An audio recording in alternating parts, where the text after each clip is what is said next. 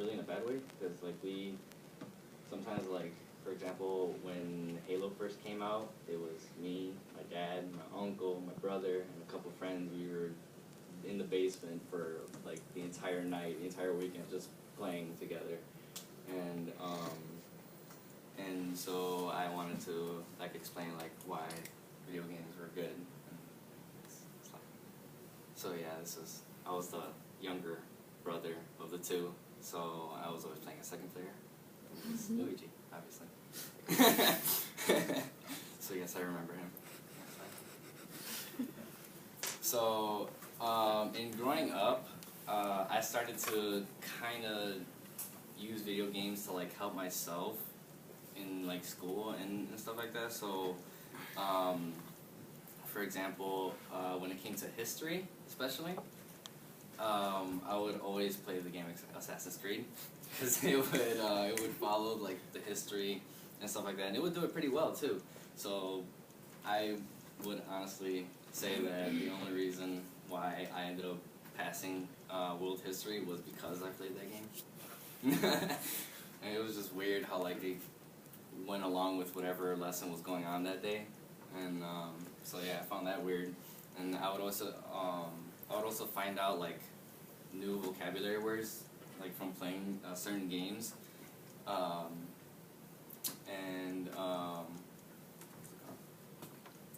so yeah, I didn't really think like video games were gonna be like have like an impact on me, but in going on, like they actually kind of did. So yeah. So with this quote, 97% of teens in the U.S. play video games.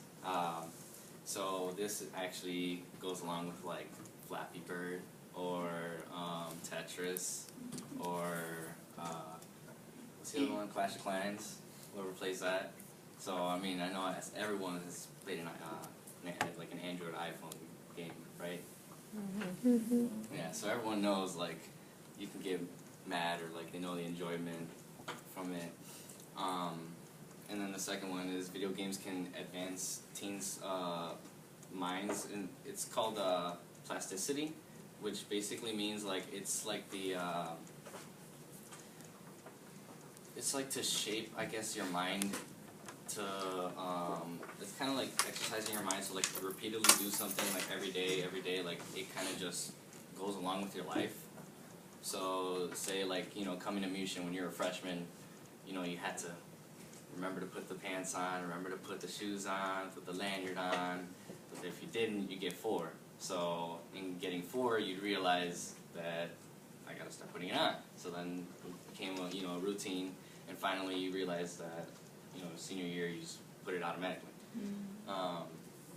And this kind of leads into also, it was mostly with like action games too, which would help with plasticity, because it would help a lot with like hand-eye coordination, which would actually lead to like better driving skills, because you need to be like alert and stuff like that. So the more like action games that you play, like the more alert that you'll be, because of the fact that like, you know, it's a first-person shooter, so someone's gonna pop out of the corner, you know, you end up getting a reflex, like you end up like, what do you call it?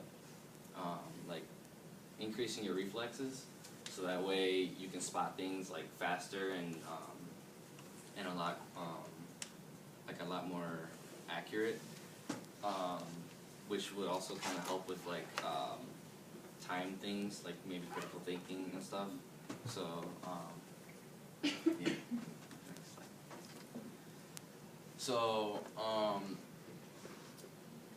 So in doing more research, I also found from this article from Hope Lab that they used a video game like to test on like cancer patients, where a lot of them, like some kids, like when, you know, in their adolescence, like they kind of want to just give up because they know like they have cancer, so then it's like they don't want to go on, they just want to like get it over with and that's it. But what they did was they did a study in creating a game where you had to be sort of like the immune system, and you would have to fight cancer in a way.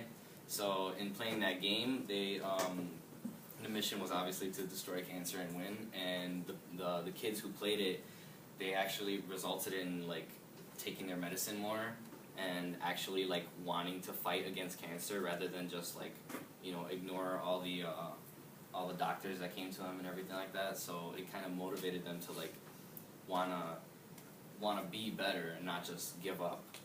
So I thought that was pretty cool because it ties into that motivation piece and what you want to do. And then so how are they bad? So I know sometimes a lot of people, they get angry when they're playing games. Obviously, like the Flappy Bird effect. You know, I get mad and start throwing a fit because you can't get past the third pipe. So a lot of people believe that they actually are the leading cause of like aggression or like violence among kids and stuff like that. But actually, I found in doing research that it actually goes along with the kids who have aggression are the ones that are gonna be aggressive when they play, versus other people like who just play and they won't like it's not necessary. They didn't find like an actual like something that went like together with like aggression in video games. So and then another fact is like, you know, you have these kids like playing Call of Duty and stuff like that and getting like super aggressive and super violent when first of all they're not even supposed to be playing it because it's meant for 17 and older. So I mean, you're not gonna let your parents probably didn't let you, you know, they probably wouldn't have let you watch 50 Shades of Grey if you were like 12 years old. So why are they gonna be letting you play games like God of War where they actually do show stuff? And and then lastly, it's also very, very important that like you have to keep it in moderation, because just like everything, too much of anything can be harmful. So it was actually, and this is not like to scare anyone, but believe it or not, someone has died from playing video games. But that was only because of the fact that they went to a cafe and were sitting down in their laptop and they did not leave for 38 hours. They were there, connected to their laptop, didn't talk to anyone. So that led to sleep deprivation, in which the next day they just like, you get to the point of tiredness where like you're no longer just tired, you're just basically focused and you're kind of like a zombie, you're in that zombie stage. So then also from sitting down for a straight 38 hours, like you start to lose circulation and like, you know, because the blood can't flow down there. So when he finally stood up, he had actually, he stood up and I guess someone asked him something and he just collapsed.